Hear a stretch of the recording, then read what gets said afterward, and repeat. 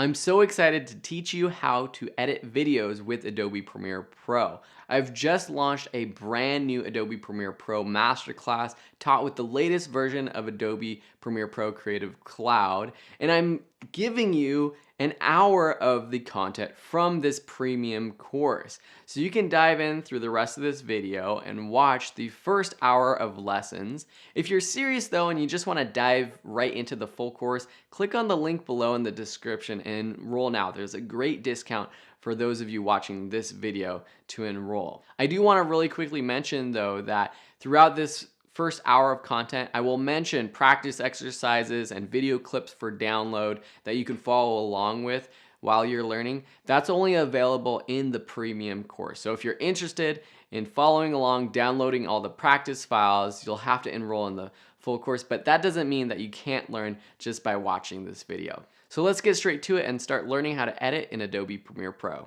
Let's go ahead and open Premiere Pro. When you open Premiere Pro, you'll see a screen like this. Now, I have a bunch of projects that I've worked on already. So you can see here the names of the projects that I've been working on. You won't have that if you're opening up Premiere Pro for the very first time. To start a new project, we're going to click this New Project button. But know that if you've recently worked on a project or you want to open a project that you have in your files or on an external hard drive, you can click this Open Project button and then find it from your list of files. You could even just double click that project file from your documents or Finder. I'm going to click New Project. That's going to open up the New Project panel.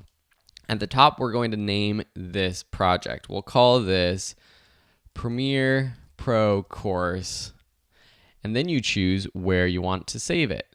There's a drop-down menu for some popular locations, or you can click Browse and save it wherever you want. I'm going to save it into the class folder for Adobe Premiere Pro. I'll select Choose for that folder. Then we have some other options to take care of. Depending on how fast your computer is, choose that GPU acceleration option if you have it. If not, it's okay. You might just have a little bit of issues if you're trying to edit big, large 4K footage. For video display format, I choose timecode. You might want to use feet or frames if you're editing an actual film that was shot on film, but for most digital projects, timecode is good. Display format, audio samples is good. Capture format, we're not going to be capturing anything via Adobe Premiere Pro. This is if you had a camera or a deck plugged into your computer and you wanted to capture footage from a tape. For Scratch Disk, this is important though. So for me, I typically save all of this same as project. What this means is the video, the renders, the previews, these are files that Adobe Premiere Pro creates when you start a project, when you add effects, when you make changes, when you auto-save your project. I like all of those files saving to where my actual project is. I don't want it on some back library of the computer. I want it easily accessible, so I always choose same as project for these. When you're happy with your settings, with the name and with the location, just click OK. And then Adobe Premiere Pro will open up.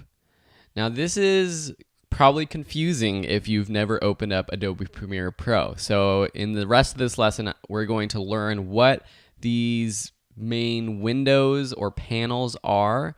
We're going to learn how to customize the view so that yours looks like this if your window doesn't look like this, which it might not. One quick way to get your window or your program to look like mine is to go up to Window, Workspaces, Editing. That's the workspace we're going to start out with. Then we're going to learn how to customize it. To understand what all these panels are, I'm going to open up the project we'll be working on for this course, which is this Anthony Carbajal short documentary. I'm actually going to start in the bottom left with our project panel. So all of these windows have panels, some of them have tabs with other panels behind them. So see here, we have project in the front. Behind that is the effects. And if we click on the effects panel pops up. The project panel is basically your documents. It's your organization panel. It's where you import files. It's where you create new files like titles or graphics. And it's where you keep everything organized. Behind it, we saw this is the effects tab, and this is where we have all of our video effects, audio effects, and transitions. Right to the right of the project and the effects panel is this toolbar. This includes all the tools that you have available for editing your footage on the timeline, which is over here to the right. This is the timeline. This might seem very confusing to you, and I wouldn't be surprised, so don't get too worried. You will learn how to do all of this. Just know that on the top of the timeline, starting from V1, V2, V3, V4, you might not have these many layers when you open up Premiere Pro. These are all video tracks. Below, on the bottom half, A1, A2, these are audio tracks.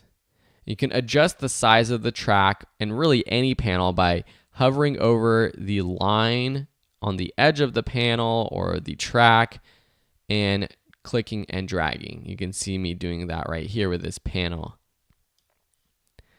So all of these things I can make smaller so you can see all the 3 audio tracks, and there's actually 9 video tracks that we're using. That's a lot. And it goes from 0 seconds to 1 minute. And you can see the seconds and the milliseconds right here. Over on the right are our audio monitor. So if I play through this, I'm just going to turn the audio off, but if I play through it, you can see the audio levels bouncing up. So this is a good audio monitor to use. This also brings us to the program monitor up here. As I play through this, this is the final product, or at least the product we're working on down here.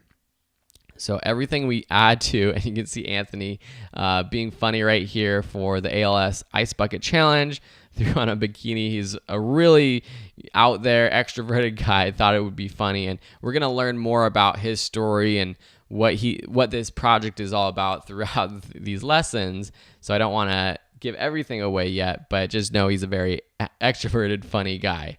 So this, you can see we've added all kinds of things. We've added graphics, we've added transitions, we've added motion to photos, we've added, you can't tell, but we've added color correction, adjustment layers, titles, so many things to this track. And that's what all these different blocks are. Video tracks, graphics, titles, color correction layers. Don't worry, we'll learn all of it. And up here in the program monitor, that's where you see what's happening on your timeline. There's these buttons down here that allow you to control playing the video track. Pressing spacebar allows you to play or stop, or you can press these buttons too. And realize that I'm just skimming over a lot of these buttons. There's so many buttons that I'm not explaining right now. And I had taught a Premiere Pro course before where I tried to explain every button as I went through everything. That doesn't work that well. There is just too much going on. And so with this class, we're going to learn as we actually create and as we go on.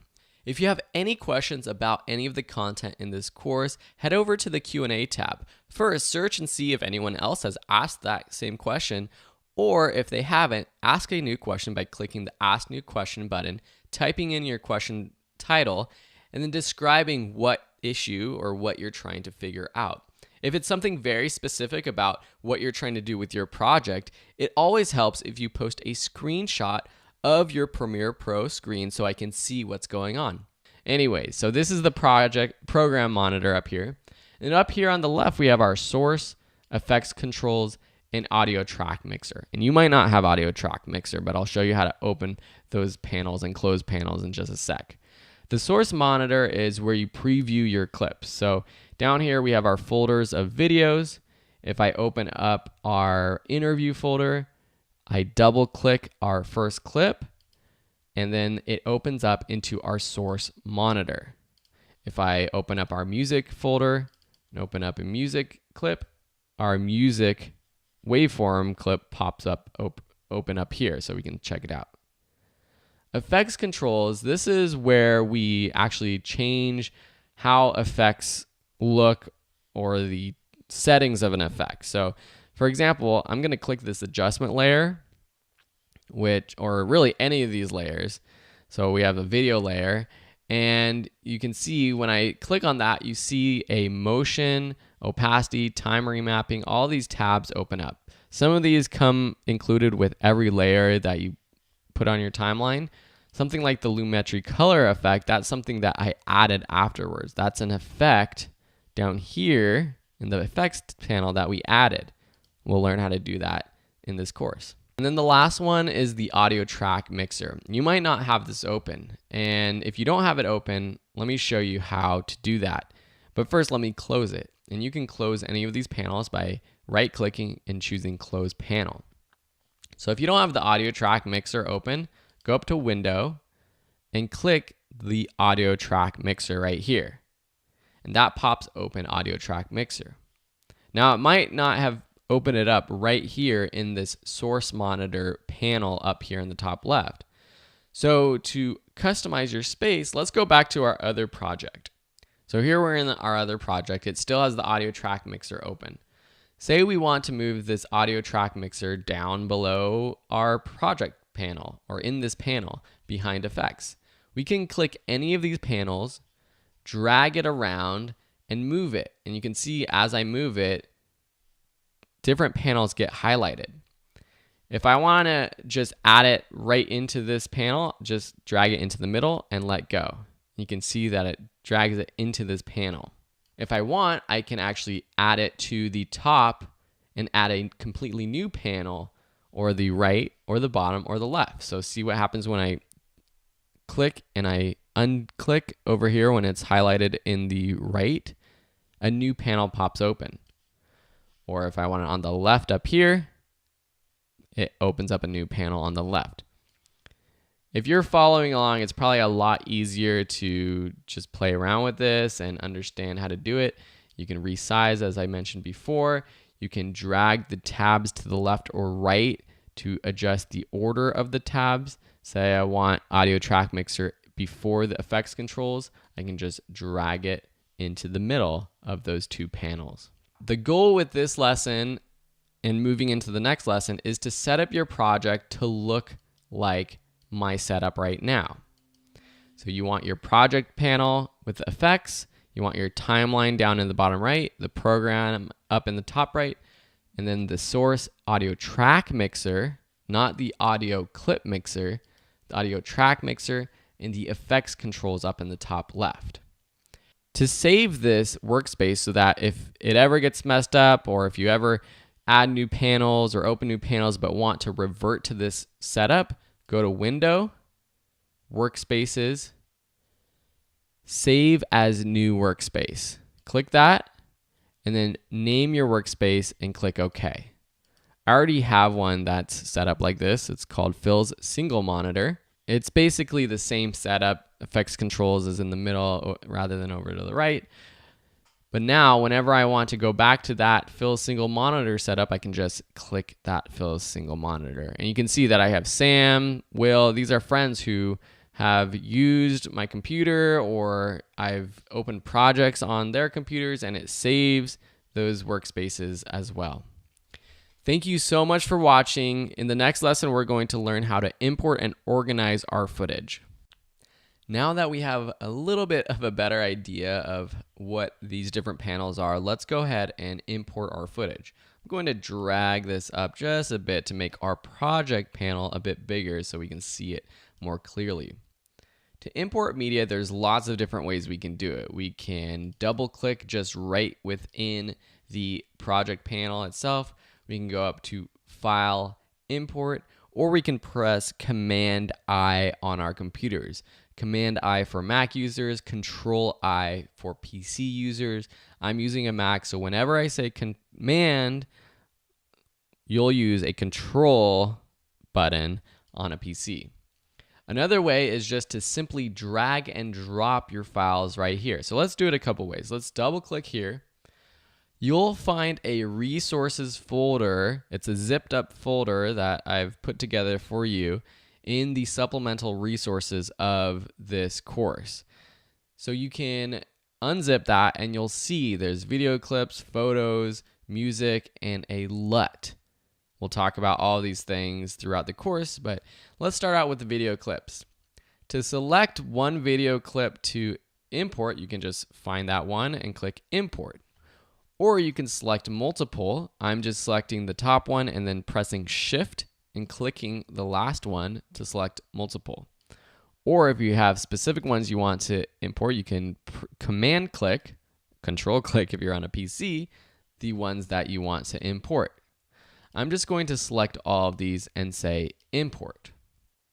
So that imports all of our video clips to our project. Let's stay organized as we go. Let's create a new bin or a new folder by clicking this new bin button right here. You can also right click and say new bin, or you can press Command B, Control B for your Windows people. And then type in the name of this bin. I'm just going to call it video for now. Then I'm going to select all of these clips, selecting the top one, shift clicking the bottom one, and drag it into this bin or this folder. We can open and close these folders with the drop down toggle on the left hand side. An easier way to import a folder is to just drag and drop it in. So I'm going over to my Finder. I'm on my Mac, I'm pressing Command Tab. There's an option to do that. I think it's Control Tab to tab between your different applications you have open on your computer. And I can simply click my Photos folder and drag it into my project. And you can see now it has that Photos folder. It also has a music folder that I'm going to drag in. And this is all copyright-free music that you can use. I've found it on the YouTube Audio Library, which is a free-to-use music library for your video projects, commercial or personal projects. So these are all the files we'll import. We'll learn about the LUT later on. We can organize the video even further, or any of these files any further. I'm going to add a new bin and call it B-roll. B-roll is any of the video, photos, or graphics that you cut away to or you intercut with the main shot. For example, in a documentary, your main shot might be your interview, and then you might cut away to some action footage or some kind of video that describes more about what the person is talking about. And let me just open up these clips to show you what I'm talking about. So we have interview A and interview B camera. And these are the interview video clips. And then I have this B-roll, just extra footage that we shot that shows more about the person's life. It's the descriptor. It's just that additional footage. So I'm going to move all of this footage that's not the interview footage into a B-roll folder. Depending on how big my project is, I might have many B-roll folders. This is actually from a documentary I'm making, a short documentary about Anthony. And in the actual documentary project, I have B-roll folders for our street session, for his photo editing session, for when he was with his wife, all kinds of folders. And then I'm also going to add an interview folder to put this interview footage. The key with organization is that there's no set rules. I just want you to be organized so that you can find your footage when you're looking for it. And that's the key thing, to be able to find footage when you're looking for it. I try to keep my folder structure similar to how it is in my documents. So if you look at my Finder, you see I have music, photos, and video clips. And usually this is just called video actually, but I titled it video clips for this folder. And that's how I keep the structure of my project file in my project of Premiere Pro. And then sometimes I have a graphics folder, sometimes I have an audio folder if I have sound effects or voiceover or something like that. But for here, we just have music, photos, and video clips, and that's how we're going to keep it here in our project panel. we can rename these bins or these files if you would like. So say we want to add more description. So here's photo 1 and photo 2. We can rename it by just selecting it, pressing return on your keyboard, or it's the enter space on your keyboard if you're on a PC, and just typing in a new name. Photo of Anthony and Larnie, which is his wife, who is his wife, at beach. Beach, let me spell that right. Photo 2, open it up, and I'll rename this photo of Anthony and Larnie in front of building. So it depends on how much you want to get involved with renaming. Sometimes I won't rename files, sometimes I will. It just depends on how big the project is. Just a quick mention, a couple things you'll see in this project panel are these tabs. So we have the name, we have the frame rate. So this is the frame rate of the video that we shot. If I scroll to the left using this slider at the bottom, you can see lots more information. So you can kind of just see all of the different information we have for each of these clips, video clips or audio clips alike. That's how you import and organize footage. Please go ahead, if you haven't done so already, import the footage that I've included in the supplemental resources and organize it in a similar way. Thanks, and we'll see you in the next lesson. I want to show you the power of Adobe Premiere Pro by showing you how, with just a few clicks, you can change shaky, handheld DSLR style footage into smooth, buttery, or completely still, no motion video. Again, with just a few clicks. So let's dive into Premiere Pro. Download the bride and groom shaky video file that I've included in this lesson. Import it into Adobe Premiere Pro just like we learned last lesson. And then simply click that video clip and drag it onto this new item button. It's the one that looks like a post-it note. That creates a new timeline, a new sequence, which is basically a new video project or a video timeline within this project with your clip on it. We'll dive into this in the next section about all the sequence settings and stuff like that, so don't worry about that for now. I just want to show you how to stabilize this shaky footage.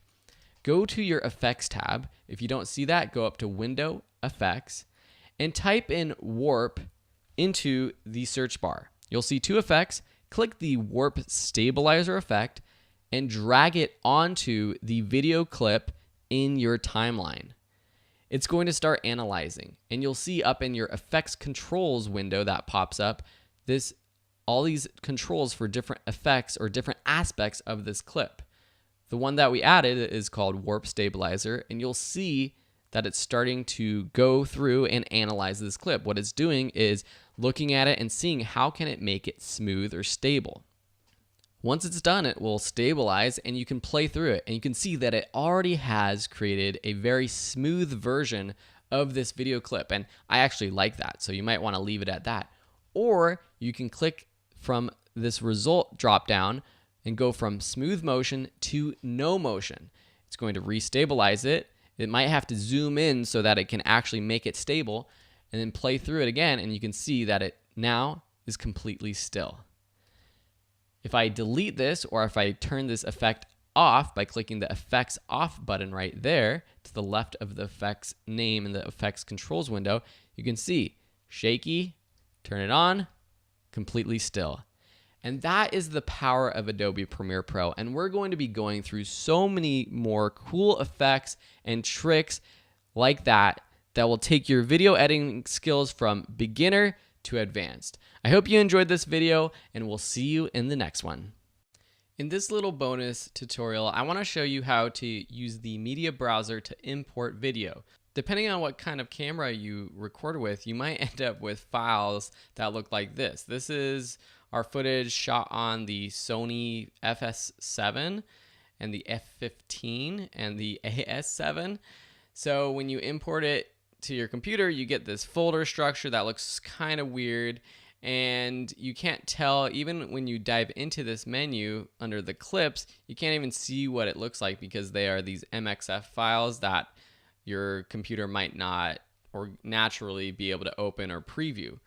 So in Premiere Pro, we're going to use the media browser, that's a new window, to look and import those files. And this is for the color correcting tutorial that we did earlier, because I wanted to bring in one of the raw full resolution files. So if I go to that folder that is within my external hard drive, let's see what happens when I find that folder of video clips. So it's under my dock, it's under raw footage, it's under A001, and it's, if I just click XD root, not even this clip folder, but just the XD root folder, it opens all of the video clips, and now I can preview which ones I want to import.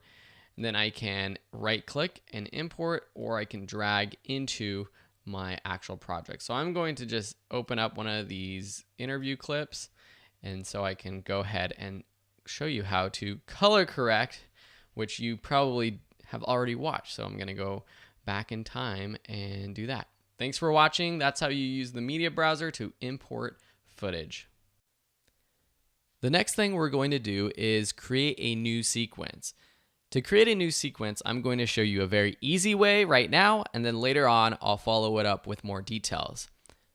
Pick the video that is going to be the most popular or the most used type of video in your sequence. For example, I have an interview clip. I also have B-roll that has all types of footage. While all of this footage matches, you might not have footage for your own project that matches the frame rate, the frame size. Maybe you have some 4K footage. Maybe you have some regular 1920 by 1080 footage. Pick the video clip that is going to be used the most. For me, it's going to be my interview clip. So I'm just going to take this clip and literally just drag it onto this new item button, this one that looks like a post-it note. What happens is a new sequence pops up. Our footage is added to the timeline already, and the sequence settings for this timeline match our video clip. If you go up to sequence settings, you'll see all of the settings, the frame size, the frame rate, the audio settings. This matches your video footage, and that's what you want. You don't want a mismatch. So when you're choosing which video to use, just remember, use the video that's going to be used most in your video sequence. Now we have this timeline. Let's just go over the basic rules of what this timeline does. We have our video tracks up here, our 3 video tracks. Then we have our 3 audio tracks down here.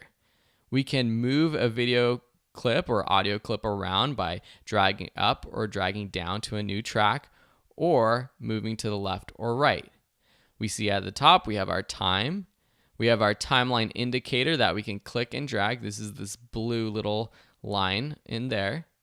We can zoom into our timeline. Down here we have the slider that slides along the timeline. At the end, if we click the end and drag in or out, we can zoom in. You can also press the plus or minus key buttons that are to the left of the delete key on a Mac or to the left of the backspace button on a PC, and that will zoom in and zoom out of your timeline. There are still a lot of buttons in this timeline that we haven't covered yet, but we will be covering all the things that you need to know throughout the rest of the lessons. Now, I mentioned before that this was the easy way to create a new sequence. If you think you've got it and you just want to know this easy way, you can go ahead and skip on to the next lecture and the next practice activity. But for those of you who want a little bit more information, let's get going. You can, instead of dragging into this new item button, just click New Sequence. You could also go up to File, New Sequence, and this will pop open the New Sequence module where you actually can choose the sequence settings yourself. There are 3 tabs: your sequence presets, settings, and tracks. The sequence presets, these actually have some presets for different types of cameras and different types of shooting that might match what you want. For example, maybe you shot with a digital SLR, a DSLR, and you shot at 1080, 24 frames per second. You might want to just select that preset. Maybe you shot on a RED camera. They have lots of different RED preset settings. So that's one way to do it. Or you can choose your settings yourself, customize it. go to the Settings tab, drop down to Custom under Editing mode. Then you can go through everything. The time base, what's your frames per second? 23976, 29997. Your frame size, 1920 by 1080, or is it 1280 by 720? Make sure that it matches how you shot your footage. Pixel aspect, fields, display, these will all stay the same. Audio sample rate, 48,000 hertz. That's typically what you want to choose. Display format, audio samples is good. Video previews, all of this will typically stay the same, except if you have a smaller frame size, say 1280 by 720, this will change as well to match your frame size. At the bottom, you can rename your sequence. So if you have a documentary version 1, you might want to call it that.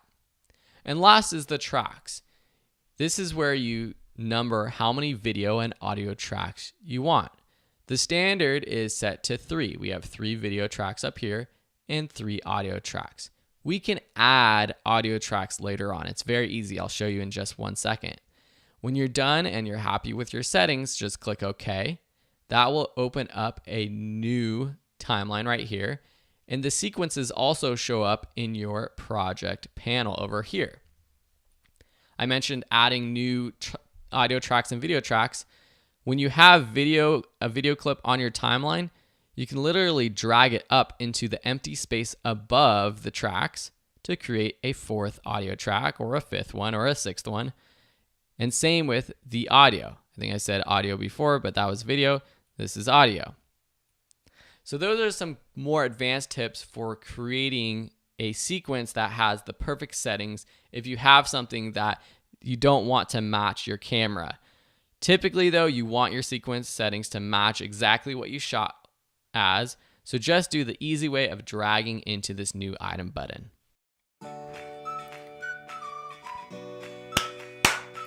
I'm going to show you why I clapped right there in the follow-up lesson. Today though, in this video, I want you to take action. This is a practice lesson of syncing up audio and video. A lot of times with modern cameras, you're shooting with a DSLR camera like what I'm doing right now, and it has a Rode VideoMic Pro microphone attached to it, but the audio from that mic isn't that great. You can hear now it's not as great as the boom mic, the Rode NTG3, which I'm recording with right now as well.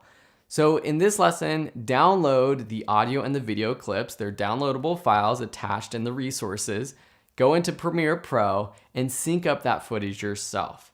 I'm going to follow this up with a review lesson next, showing you how I did it, but I want you to practice first. Thanks for watching. If you have any questions, send me a message or post a question on the Q&A tab on the course, and we'll see you in that next lesson. Good luck. Let's review how you would sync the audio and the video. Hopefully you were able to do it yourself.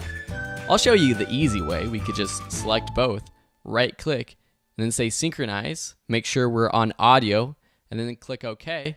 Yeah, that does a pretty good job at syncing the audio and the video. I'm going to show you why I clapped right. Sounds pretty good. If we mute the video audio track for track 1 there in the follow-up lesson, just to get the Rode NTG3 audio, sounds really good, but it's not perfect. We have to go in and fine tune this. If we go in and zoom in as much as possible, I'm just pressing the plus button next to my delete key on my Mac keyboard. We can see from this clap that these aren't perfectly synced. It's off by half a frame or less than half a frame. But if we select the video or the audio and we try to nudge it forward or backwards, and I'm nudging it by pressing Command right arrow or left arrow, Control if you're on a PC, it never lines up perfectly. The way we fine tune audio is by going here on our timeline, saying Show Audio Time Units, which changes our clock up here and allows us to dive in even deeper. We can zoom in more now. You can see as I zoom in more, and we can then go and sync this footage. Notice though that when I try to click and move the video track to the left or right, it still only allows me to nudge it by 1 frame. See this plus pop up? And when I drag to the right, it's 1, 2, Those are frames that I'm moving it by.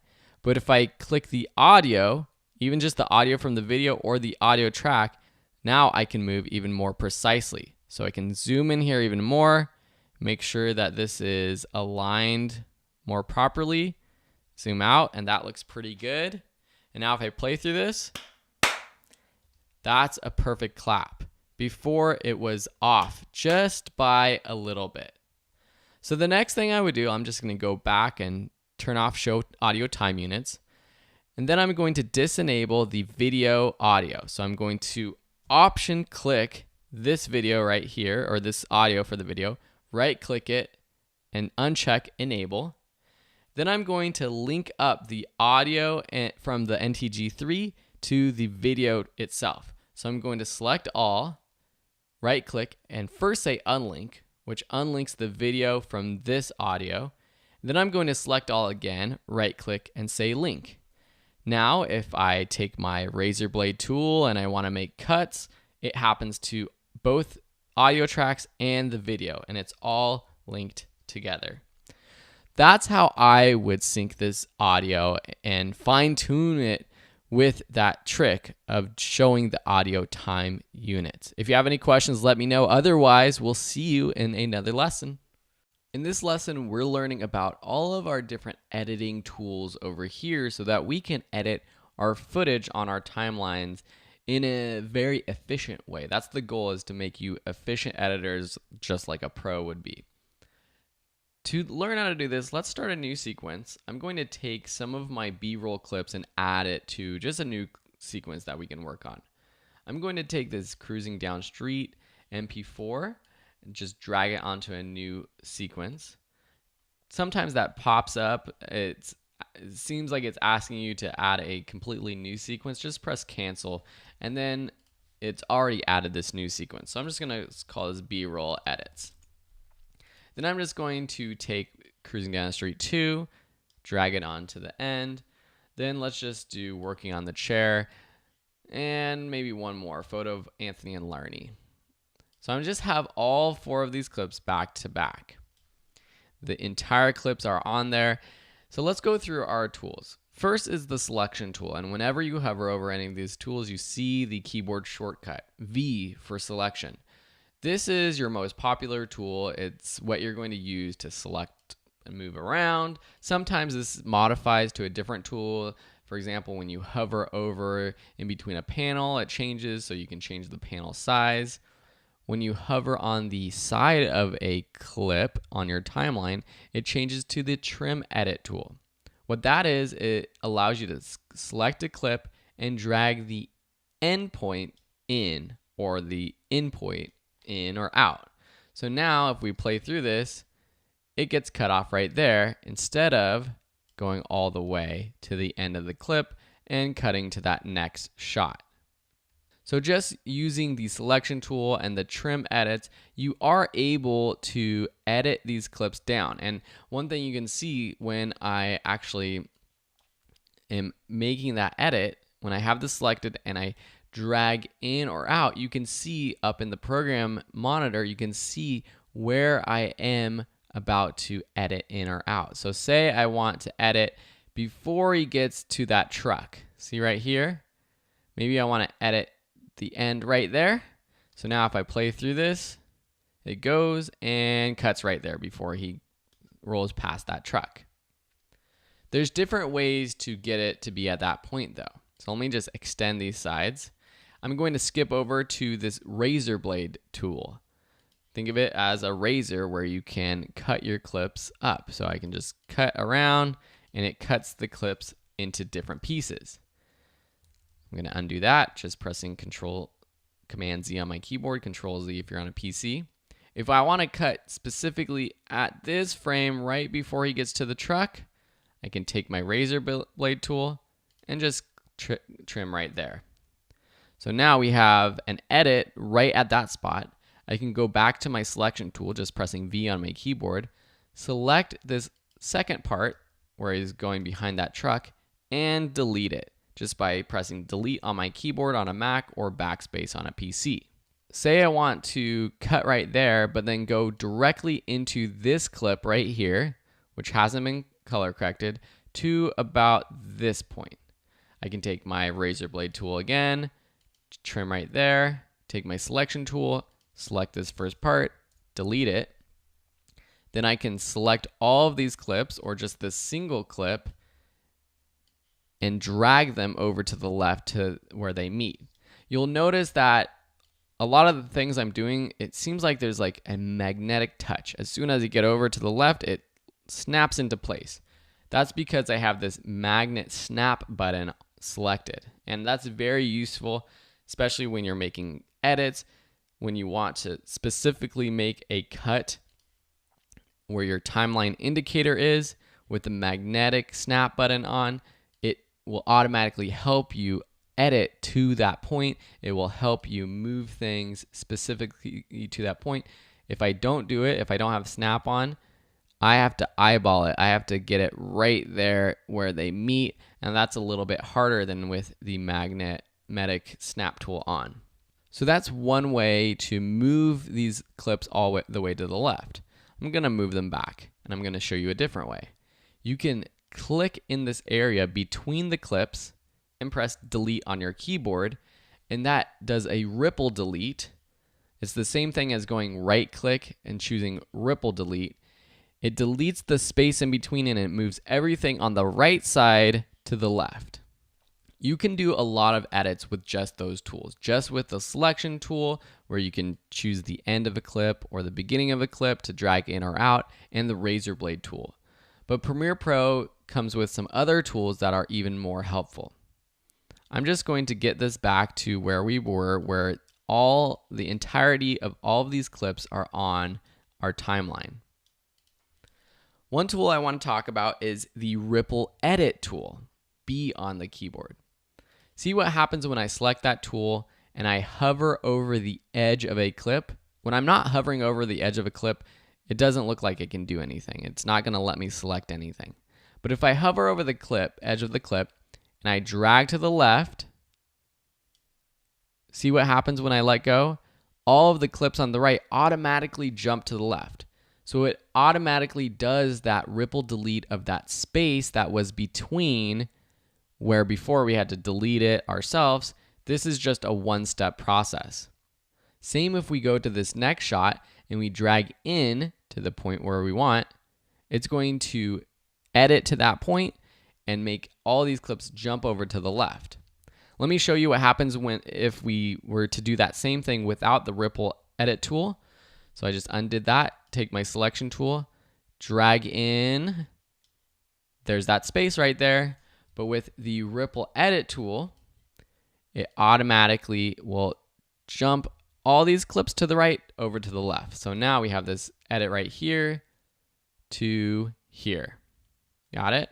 And this clip is not color corrected. You might be thinking, wow, why does that clip look so bad? We're going to learn how to color correct this footage in a future lesson. It's because we shot basically raw footage. That's what that LUT, that LUT file is all about. We'll learn about that during color correction. So that's the Ripple Edit tool. A quick way to get to the Ripple Edit tool, let me just zoom in a little bit further on my keyboard, is when we are hovering over our timeline with our selection tool, just press Command on your keyboard or Control if you're on a PC. See what happens now with Command selected? My selection tool becomes the Ripple Edit tool, that yellow tool. And when I select and drag in, it acts as the Ripple Edit tool. You'll notice when I have commands, I'm still pressing Command, there's this other tool.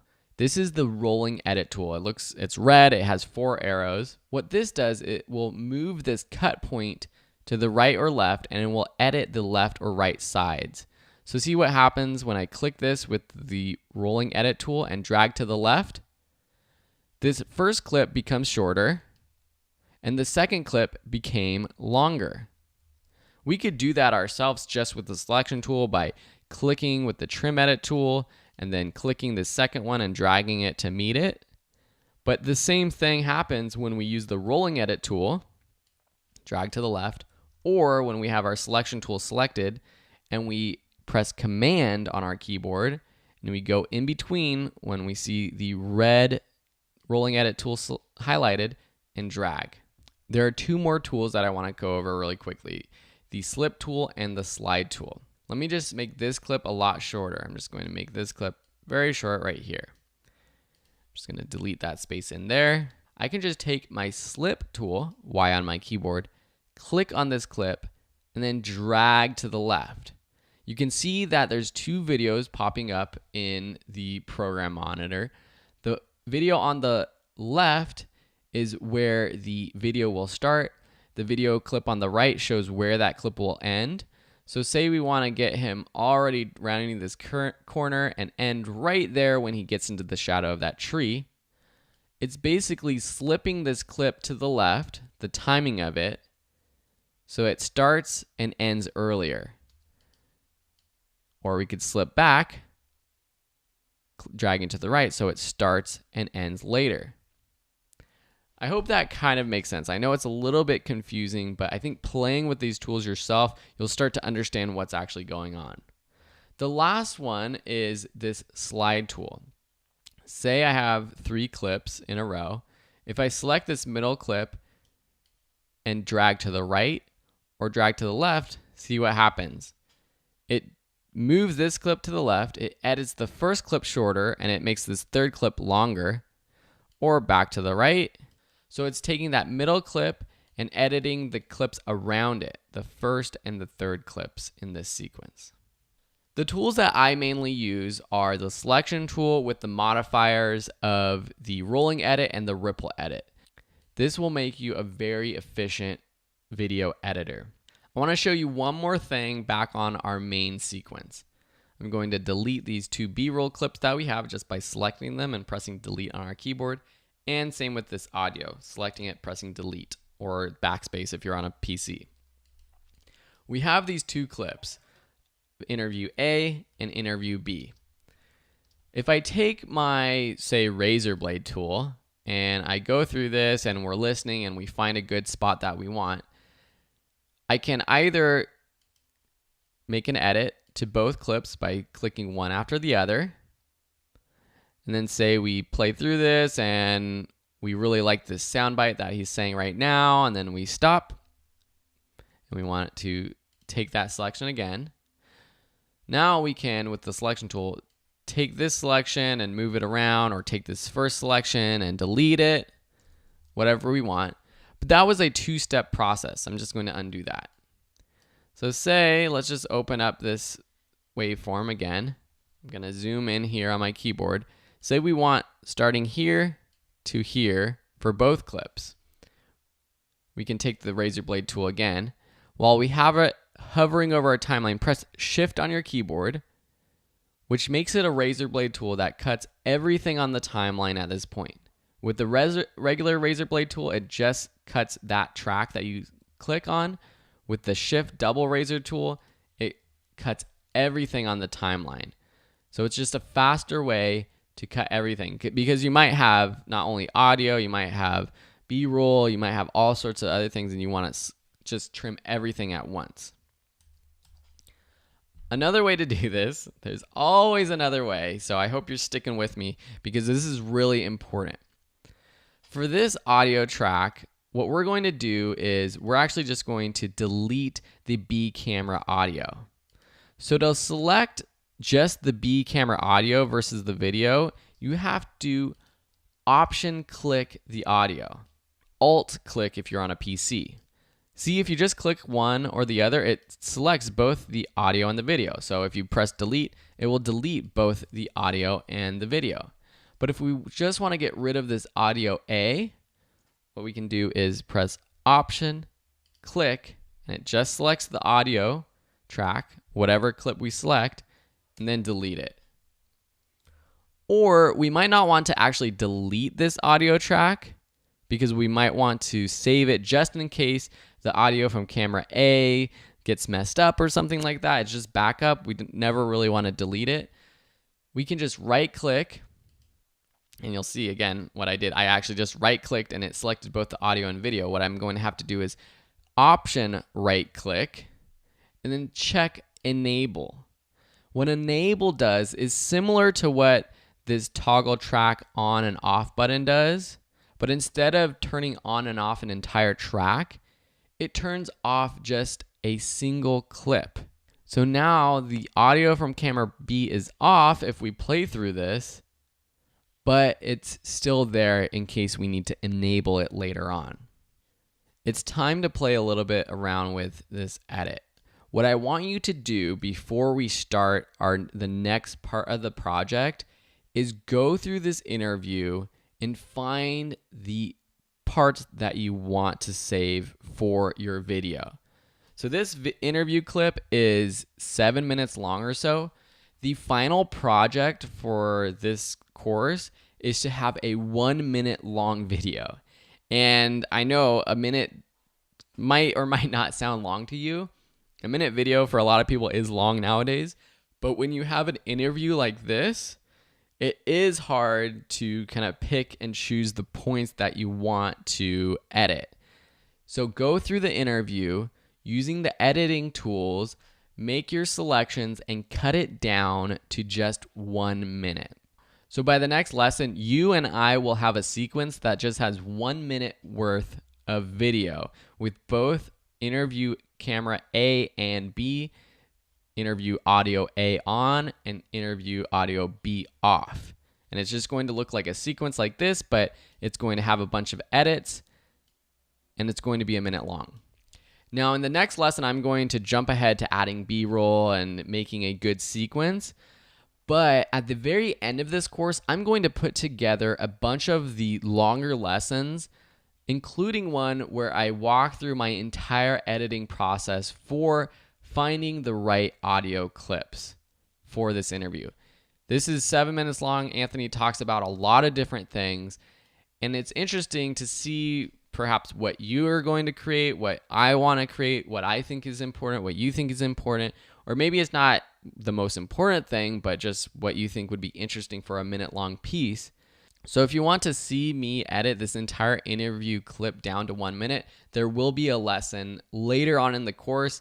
I just am explaining that I don't want to put it in the very next lesson because some people might want to just do it themselves and jump onto the next lesson where we'll learn a little bit more. So anyways, I've talked about this long enough.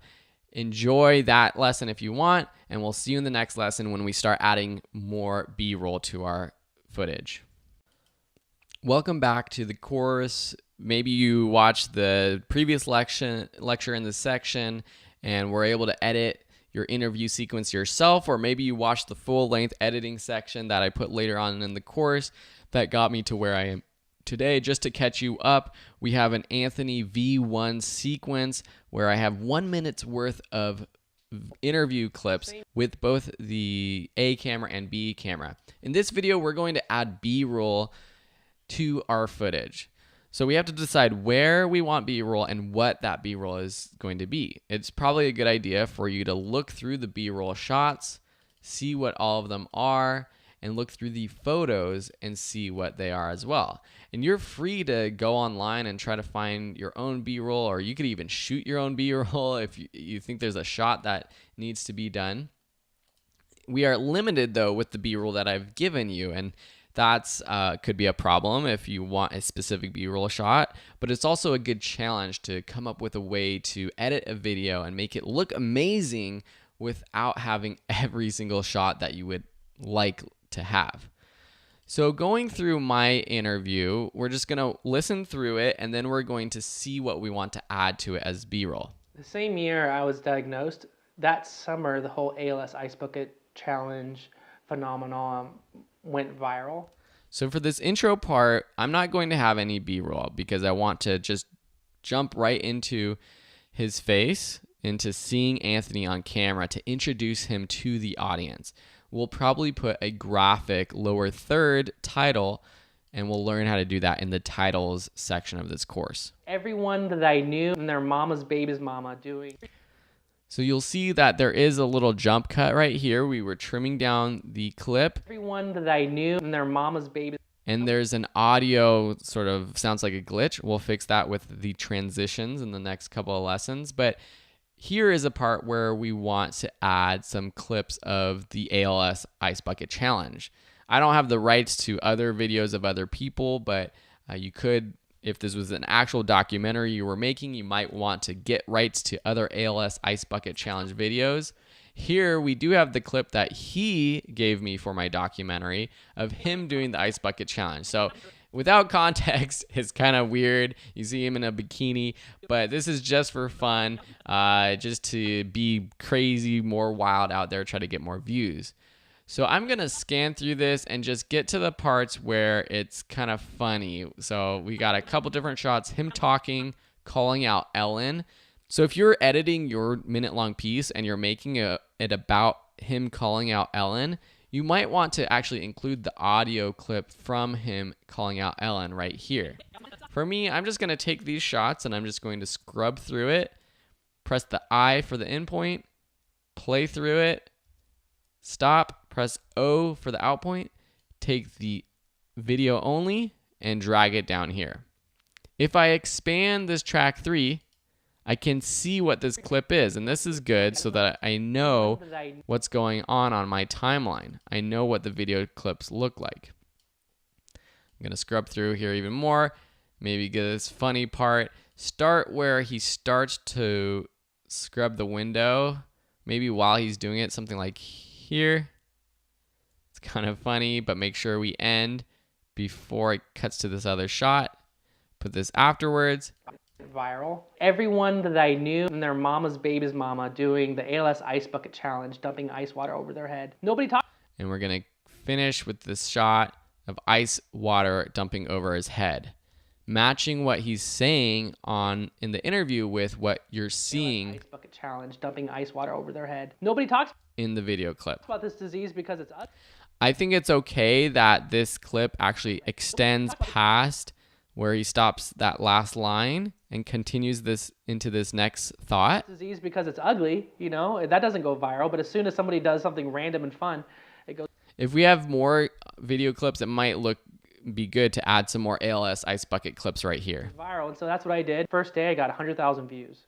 Then for my edit, he starts talking about the virality of it, how it went viral, and he talks about the social media views. So we have a few social media screenshots that we're going to add. What I'm going to do is just select all of these just by selecting the top one, shift clicking the last one, drag it down here.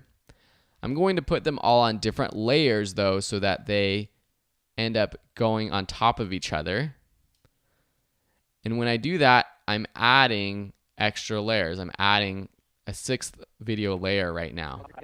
And you can see when I add these, they're different shapes. They're too big, they're too small. We're going to have to edit the size and shape of these things later on. I just want to get them onto my timeline. I also want a white background. So see here on the edge of this video, we have the social media clip or the photo, but we see the edge of the shot from the interview. I don't want that. I want a white background.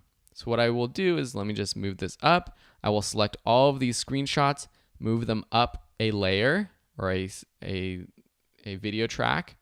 Then I will add a white background right here. I'm going to start a new graphics folder, or a graphics bin. So I'll call this graphics. And then in the graphics bin with it selected, I'm going to press the new item button, color matte. Choose the video setting size, which matches my settings right now for my sequence, so that's good. Then I have that color picker, and I'm just going to move down to white. If you want, you can change the colors with the hex code down here, or you can choose this eyedropper and then move anywhere in your video preview monitor, anywhere on your screen to select that color. So say I want to match the color of his skin, I could do that there. I'm just going to choose white. Then it asks me to choose a name. I'm going to call this white matte. Press OK. It appears in our graphics bin. Now I'm going to drag it onto my sequence. So now, so that's what I did. First day, I got 100,000 views. We have these social media screenshots right here. We still have to edit them how I did in the original video where they slide on. That's a little bit of motion graphics that we'll learn a little bit later on. And then the next day I got 1 million. For getting all this love and encouragement, it was just insane. The biggest thing to me, and I'm just going to extend this white part right here. Encouragement was just insane. The biggest to after he says it was insane, to know that these clips will extend to that part. biggest thing to me meant that I wasn't alone. For a disease that literally will take away my... Then when he talks about a disease that will literally take away his voice, let's show a picture of him and his mom. Both of them are diagnosed with ALS. Both of them are struggling to survive. So we're going to add this right here. I just drag and drop that photo. A disease that literally will take away right there. And you can see that it's too big and it's not in the right position. We'll learn how to edit that later on. For a demographic of people that is small and then when he's talking about this more emotional stuff, let's take that video clip of him and his wife. Maybe a photo, maybe this shot where they're working in the chair. But I don't see his face in this shot. We had the reverse shot in the real documentary, but for here, let's just take one of these shots of them with the photo. So let's just select a little bit of this clip, putting in my in and out points, adding right here. Demographic of people that is small and underserved, and we could add this photo of him maybe with his Cure ALS car. That's kind of cool. So let's just take that. Maybe we'll put that before the video shot, so it goes photo, people that photo. small. You can see it's way zoomed in because that photo is really big. Maybe make the photo of him and his mom just a little bit bigger. That is small and right now I'm conceptualizing what this is going to look like. Even though it doesn't look like it here in our program monitor, we still have to make all kinds of adjustments to the size of these photos. I just am laying it down for later on. The level of awareness that it's ever needed, this was huge for us. But we still need a lot more support. It was one self. I like seeing him look up at the camera where he says, but we still need a lot of support. Then we'll just finish on these shots of him cruising around town in his wheelchair, which I think is important, and it's powerful because he's talking about needing more support, and we're showing his life right now, him in a wheelchair, and he's 27 years old, still needs support, and that's what we're going to end on. Still need a lot more support. That might be something you want to start on too. You could start on one of these shots and then end on the other. That could be a cool way to bookend your piece.